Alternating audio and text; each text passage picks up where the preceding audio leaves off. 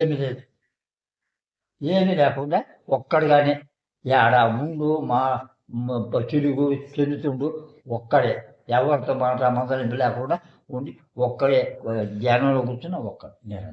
రెండోది ఏ అంటే పరమాత్మ ఒక్కటే, నిరంజన్, నిర్వికల్పం, సమాధి ఎట్టున్నాడో అట్లా జగత్తు అంతా కూడా హృదయములు, అందరూ హృదయములు నేను ఒక్కడినే, నేను లేనిది నాకు కాకుండా మళ్ళీ ఎవరు లేరు. కాబట్టి బుద్ధి అనేది మంత్రి, చిన్మయుడు అనేవాడు పరమాత్మ. మంత్రి రాజు కావచ్చు, రాజే మంత్రి కావచ్చు. రాజు కూడా మంత్రి చెప్పిన భావాలనే పాటించి ఆయన శిక్షలు కానీ ఉరి శిక్షలు కానీ చేయటానికి తక్కువ. అట్లనే వకీలు చెప్పిన న్యాయాన్ని పరిశోధన చేసి మామూలుగా ఇంట్లో ఉంటాడు, అప్పుడు ఆయన ఒక మాట చెప్తాడు. అంతే, ఇది కూడా అంతే కదా. అంతా మనం జన్మకు వచ్చిందే కర్మ. మరి కర్మని సేవించుకుంటూ, కర్మని తినుకుంటూ, దాన్ని ఎంతో ఆ కర్మని రాష్ట్రం ఎప్పుడైతే రాష్ట్రం చేస్తుండో ఆ రాష్ట్రమే అది కర్మ లేకుండా ఎప్పుడైతే పోయిందో జ్ఞానం జ్యోతి వెలిగించు.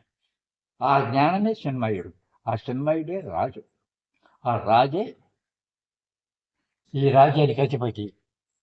అతనే ఇప్పుడు పరమాత్మ, ఒక పరమేశ్వరుడే దీనికి ప్రపంచానికి అన్నిటికీ ఆయన ఒకడే అధిపతి. కాబట్టి ఈ అధిపతి ఎవరు? అదే హంస, పరమహంస. ఆ హంస తప్ప ఏముంది? పరమహంస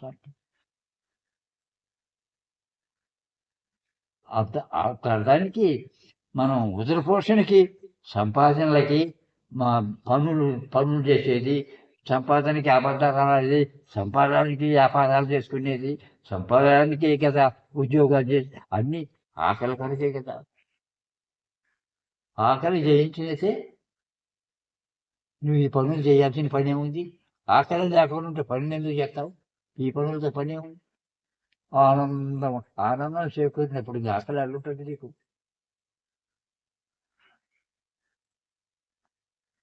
ఇట్లాంటివన్నీ భావాలు వదిలిపెట్టి ఎందుకు పెద్దది కానీ శేషువుల్లో ఉంది. ఇక్కడ పెద్దది కావాలా, ఇట్లా చేయాలని ఆ భావంలో ఆ లైన్లో నడిస్తే పెద్దది అవుతుంది.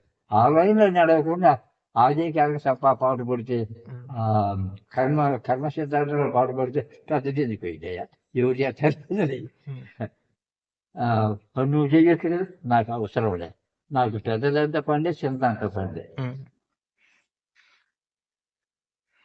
కర్మ చేస్తాము, పాపం చేస్తాము, ఏది చేస్తామో అది మనం వింటాం, వింటాం. ఇదే చేసిన ధర్మము చెడని పదార్థం, చేసిన పేరును తనయంట. ఇది వస్తా బిత్తది, పోతా బిత్తది, ఆశలు ఎందుకు? కాబట్టి ఎవరు పుణ్యం చేస్తే పుణ్యమే వస్తుంది, ఆ పుణ్య ఫలితమే అనుభవిస్తాడు. పాపం చేస్తే వాడు ఆ కర్మని అనుభవిస్తాడు. వాడు పాపం చేస్తాడు, వాడు కర్మని అనుభవిస్తాడు. ఇది తప్పవు కదా. పుణ్యఫలాల్లో ఉండే భావాలు అవి.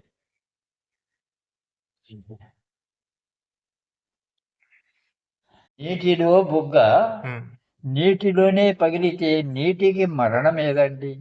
ఒట్టి మాటల చేటు కదండి.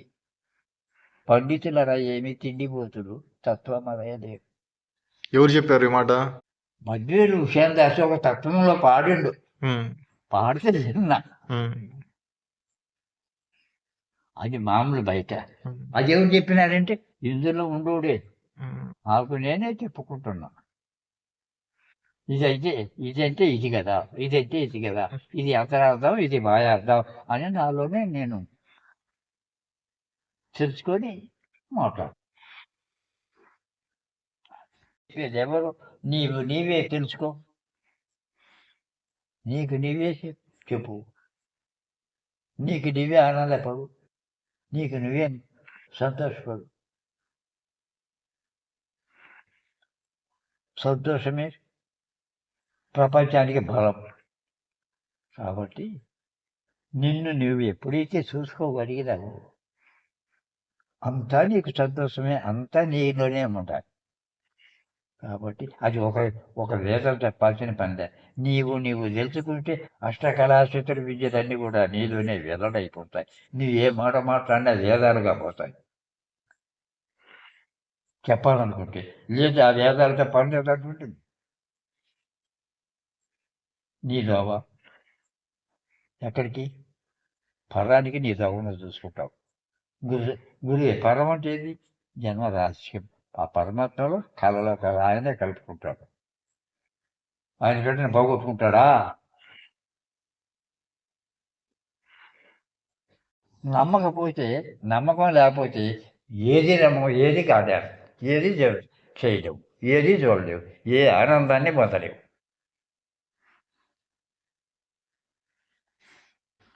దొంగలు దూరాన్ని ఎక్కడి నుంచి వచ్చి మన ఇంట్లో దొంగతనం చేయరు. ఆ దొంగలు నీలోనే ఉన్నారు. ఎవరయ్యా? కామము, కాముడు, క్రోధుడు, లోభుడు, మదముడు, మాత్సర్యుడు, అహంకారుడు. 6 దొంగలు నీలోనే ఉన్నారు. ఆ 6 దొంగలకి ఎవరైతే జ్ఞానాన్ని బోధిస్తారో వాళ్ళు మిత్రులు అవుతారు, కొడుకులు అవుతారు. వాళ్ళు నీ పనికి తోడ్పాటు కావాల్సిన ఏదైనా ముందే మూటగట్టి పంపిస్తుంటారు. నీ పని చూసుకోవడం. అతనే దొంగలే. లోకంలో ఎక్కడా లేరు. దొంగలంతా నీలోనే ఉండాలి. దొంగలే బంధువులే దొంగలు. వాళ్ళు చేసే పని చేస్తే బంధువులే, లేకపోతే దొంగలు.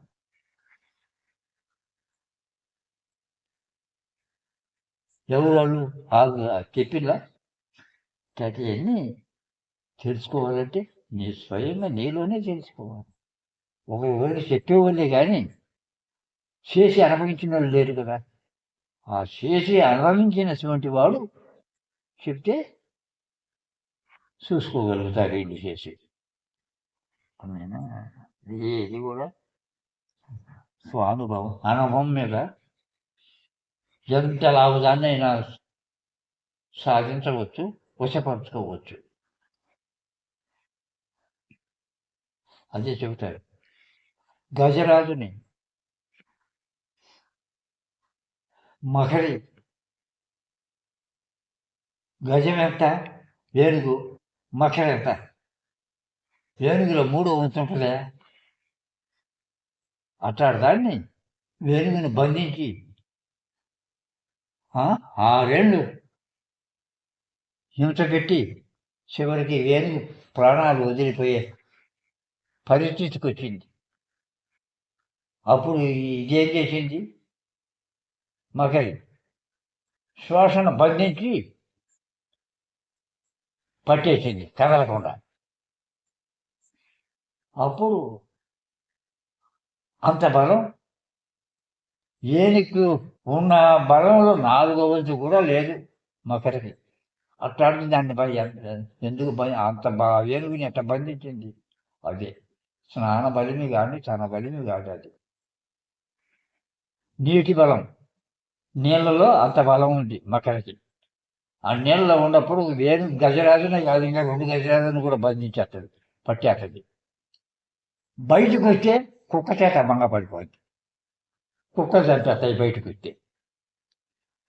అట్లనే అది ఆ జ్ఞానాన్ని సంపాదిస్తే జ్ఞానం అట్లుంటుంది.